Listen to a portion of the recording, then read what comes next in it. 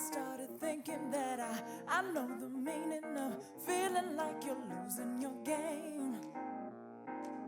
I get it twisted, but I can't help believing that if things were right, I wouldn't come. Hi, my name is Miko Nditi. I'm from Jersey City, New Jersey, and I'm a rising junior at Trinity College. Last summer, I created an iOS app named Mivi because I was fed up with paying the high cost of textbooks every semester, and there seemed as if there was no end to that.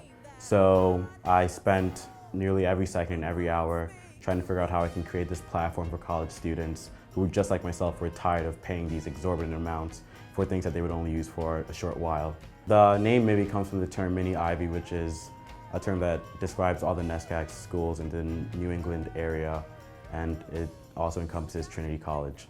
Mivi is an e-commerce app for college students to buy and sell course materials right amongst each other.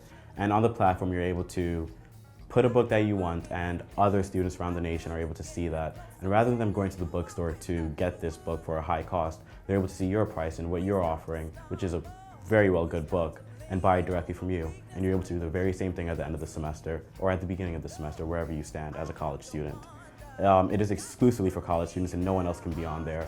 So you don't have to worry about some phony guy in Japan selling you a book, which very well may not even be a book, at a high cost. When you know that it's coming from a college student, you're assured that there's a certain kind of trust that we have amongst each other, and this sort of affinity in knowing that what we're getting is what we want.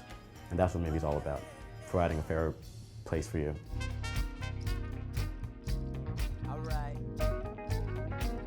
Being an entrepreneur isn't easy, and many times the road is not paved for you. When I began making Mivi, I focused so often on the negative aspects of it rather than the positive. I kept on making excuses for myself as to why I shouldn't or I could not achieve or pursue my goal. I would say things such as I'm too young, or I didn't have enough time in between my classwork, or I just didn't have enough resources, or as I said before, I didn't even know how to code. But when I started shifting my focus towards the positive things as to why I really should make this app and make this for the millions of people out there, that's when I just went for it, and that's when I achieved something that I'm going to be forever proud of. So if there's any advice that I could give to young entrepreneurs or new entrepreneurs out there that are hesitant in achieving their goal, it's to just go for it and not focus on the negative parts, and don't create excuses for yourself in order to just give up, because it's so worth it at the end. That dream was for me. They'll sit at my table for the content of my character. Please don't choose to let two shoes scared. A stable and very important part about Greater Hartford is its parks and the community spaces where people come to gather.